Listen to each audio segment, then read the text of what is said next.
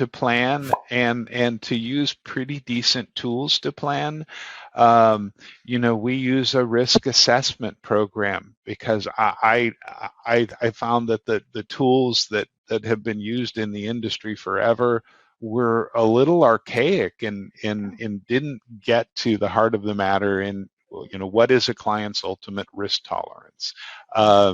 we I love decisions that are data driven. My favorite thing to do is to throw a problem out on the table and then sort of sort it and then refine it, break it down until you get to a place where you can make an answer. And there's so many great tools in the financial planning world to do that. So I think what makes us different is we ask the questions, use the tools, and then give people answers that have sort of a data backdrop. A lot of firms are prohibited from doing so because they don't have the flexibility that we have at LPL and with ARC. Mm-hmm. A lot of folks, it's amazing.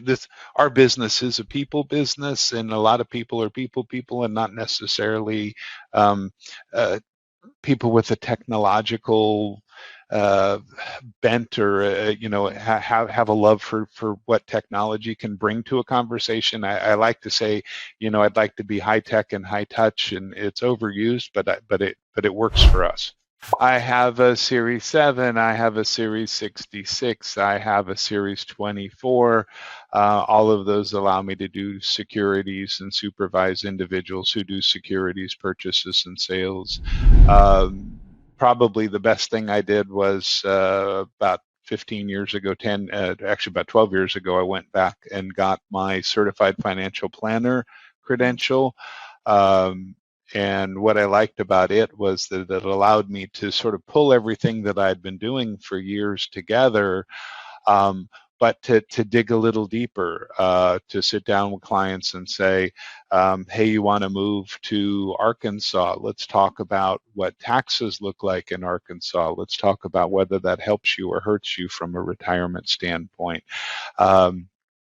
To talk to business owners and say, hey, why don't we sit down and take a look at your estate planning needs? Because all of a sudden, when the tax laws change, it's going to be expensive for your heirs. So just allows me to dig deeper into the planning, to the estate planning, to the life insurance planning, to the financial planning aspects of a client's needs.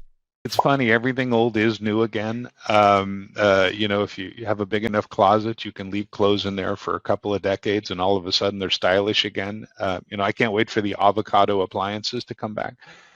But education is really big now, and I'm reading it now in trade periodicals. But we a couple months ago embarked on an education campaign. We did 4 classes, 2 at a local community college and 2 at a senior center, just kind of addressing the question or really the comment that I've been hearing my entire career. Clients walk in the door and they say, thank you so much for helping. I wish there was a class for this. I wish there was a way for me to learn on my own about all the things we covered. And I actually found a series of classes that addressed that. And it was wonderful. It was fun to be in front of the room. It was fun to see people's eyes light up when they got a concept.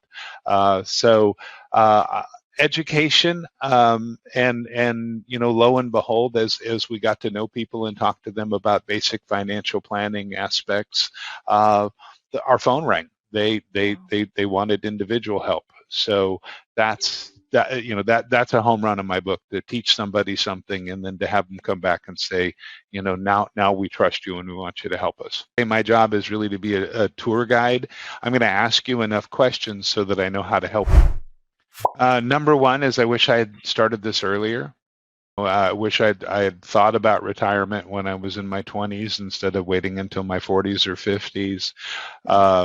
I wish I had sought professional guidance earlier.